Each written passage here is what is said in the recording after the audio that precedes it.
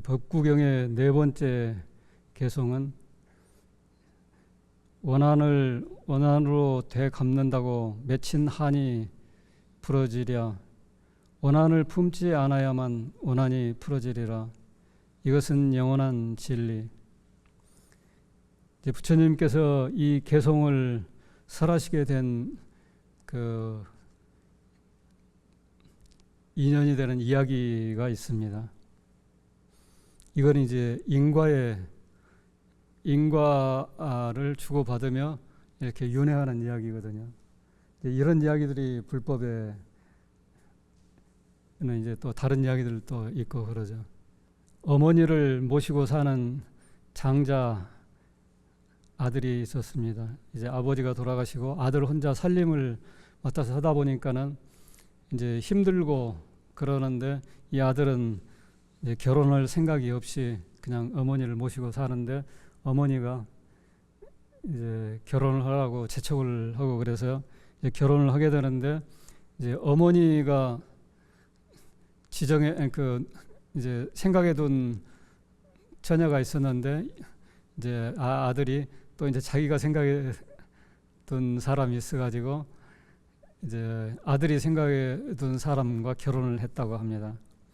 그러는데 이제 이 부인이 이제 아이를 낳지 못했습니다. 그러니까 이제 아들은 이대로 괜찮다고 그러면서 자기는 그 한 부인으로 이제 만족하다고 그러는데 어머니가 자꾸 후손을 남겨야 조상님께 면목이 있다고 그러면서 자꾸 이제 두 번째 부인을 얻으라고 그러는데 이제 아들이 그 따르지를 않고 있는데 이제 부인이 그 이야기를 들은 거예요, 우연히. 그러고 나서는 이제 생각해 보니까는 그 두 번째 부인을 어차피 얻을 것 같은데 그러면은 자기가 두 번째 부인을 데려오는 게 낫겠다 해가지고 이제 자기가 봐둔 이제 어떤 처녀 집에 가가지고 그 처녀 이제 부모님들이 무슨 소리 하냐고 이렇게 하면서 이제 반대하고 그러는데 그걸 설득하고 해가지고 이제 나중에 자기는 이제 애가 없으니까 애를 못 낳으니까 자녀를 낳으면은 그 재산이 전부 그 자기네 이제 딸의 그 자녀들한테 갈 거라고 그렇게 하고 그러면서 설득을 해가지고 결혼을 했어요. 근데 이제 결혼을 해가지고 보니까 이제 망상이 떠오르는 거예요. 그러니까 망상이 문제거든요. 이렇게 망상이 떠오르면 크게 안 빠져야 되는데 이제 뭐 불법을 배운다든가 어떤 그 도덕의 그 강한 그 가치관이 있다든가 그러면은 안 빠질 수가 있는데 그러지 못하는 사람들은 그 망상이 자연스럽게 중생심으로 떠오르니까는 빠질 수밖에 없는 거죠. 그래서 이제 그 두 번째 부인이 애를 낳게 되면은 자기는 이제 일만 하고 심부름이나 하고 완전히 하녀 신세가 될 것 같다고 그렇게 생각을 한 거예요. 그러게 되니까는 이제 그 두 번째 부인을 잘 대해주는 척 하면서 임신을 하면 자기한테 이야기를 하라고 그러는 거예요. 그래 임신을 하니까 이제 이 두 번째 부인은 이제 첫 번째 부인을 이제 감사하게 생각하고 그렇기 때문에 이야기를 하니까는 이제 음식을 갖다 주고 하면서 낙태하는 약을 넣어가지고 준 거예요. 그래서는 이제 첫 번째도 낙태하고 두 번째도 낙태했는데 이제 세 번째를 뵐 때쯤 그 동네 사람들이 이 이제 두 번째 부인한테 그 이야기를 하는 거예요. 그러고는 이 바보야 그것도 생각을 못하냐 그러면서 그 첫 번째 부인이 의심스럽다고 이제 그 이야기를 하는 거예요. 그러니까는 이제 이 그 두 번째 부인이 이제 세 번째 임신했을 때는 이야기를 않고 말을 나누려고 했는데 이제 결국 배가 부르니까 알게 되잖아요. 그래가지고는 이제 낙태를 시킨 거예요, 첫 번째 부인이. 그러는데 이번에는 이제 늦게서 알아채게 되니까 애가 커가지고 알아채니까는 이제 낙태를 하면서 이 산모도 죽은 거예요. 그러니까 산모가 죽으면서 원한을 품고 죽은 거예요. 내가 이제 그 죽어서 다음에 태어나게 되면 네 자식들과 너를 나처럼 이렇게 복수를 하겠다고 그런 거예요. 그러는데 이제 남편이 이제 그걸 알게 되고는 첫 번째 부인을 때려서 이제 그 첫 번째 부인이 맞고 이제 죽은 거예요. 바로 죽은 거예요. 그래가지고는 이제 첫 번째 부인 아니 그 두 번째 부인은 먼저 죽어가지고 고양이로 태어난 거예요. 그리고 이제 그러니까 이제 이게 인과가 있으면 이렇게 그 생각은 끊어져 죽으면 끊어진데도 이렇게 다른 인과 이야기도 보면 꼭 이렇게 되고 그러더라고요. 그렇게 이제 인과가 돌아가나 봐요. 그리고 이제 두 번째 부인은 암탉으로 태어난 거예요. 그래가지고는 고양이가 다 잊어버리고 모르겠죠. 그러는데 고양이와 암탉으로 태어났을 때 모르는데도 똑같이 복수를 하는 거예요. 고양이가 달걀을 낳기만 하면 갖다가 먹어버리고 그리고 나중엔 닭까지 잡아 먹어버린 거예요. 그러니까는 이제 닭이 죽으면서 또 이제 똑같은 그런 그 원한을 품고 내가 복수를 하겠다고 그렇게 죽은 거예요.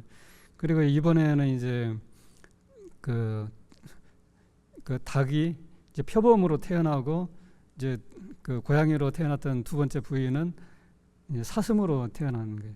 그래가지고는 이번에도 이제 그 첫 번째 새끼도 잡아먹고 표범이 두 번째 새끼도 잡아먹고 세 번째는 새끼도 잡아먹고 사슴도 잡아먹은 거예요. 그러니까 이제 이 사슴이 또 원한을 품으면서 근데 우리 고양이들도 보면은 좀 똑똑한 게 있고 성격이 다 다르더라고요. 조금 덜 똑똑한 것도 있고 그 성격이 우리 고양이는 겁이 무척 많았는데 어떤 고양이는 막 조금 폭력적이고 다른 고양이는 막 그 다 다르는데 짐승들도 사람보다는 못하지만은 다 이렇게 생각이 있고 그렇다고 하거든요. 그래서는 이제 그 사슴이었던 두 번째 부인은 야차녀로 태어난 거예요. 여자 야차로 태어난 거예요. 여자 야차라는 게 뭐 여기 보면은 그냥 귀신인가 봐요. 그 귀신도 이제 정확히는 모르는데 어떤 데는 이제 뭐 도깨비라고도 하고 무슨 귀신이라고도 하고 막 그러는데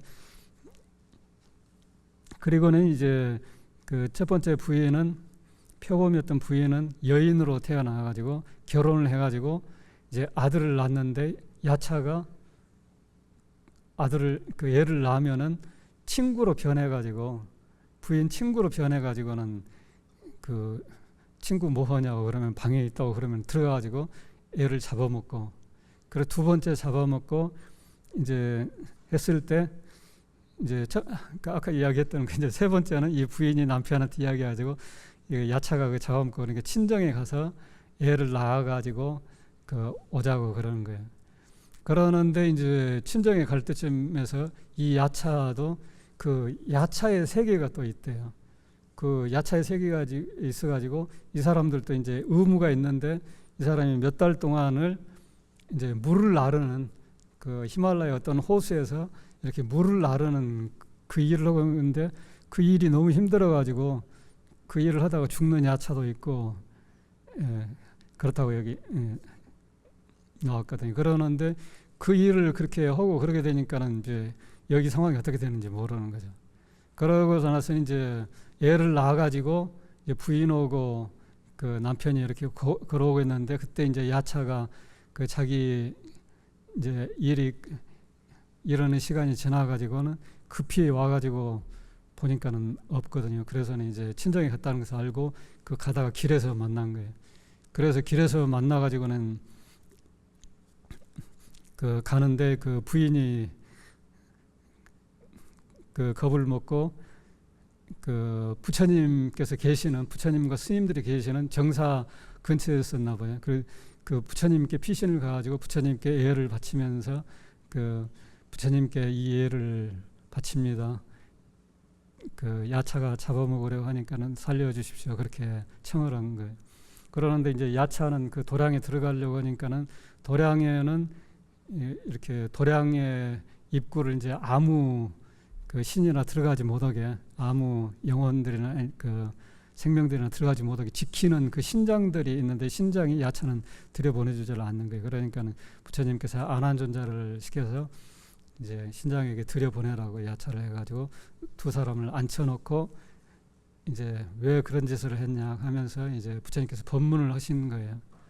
그러니까 이제 그 법문을 듣고 그 야차가 수다원가를 얻은 거예요. 성인의 그 사과가 있다고 그랬죠. 수다원, 사다함, 아나함, 아라한 그 있는데 이제 수다원가를 얻은 거예요.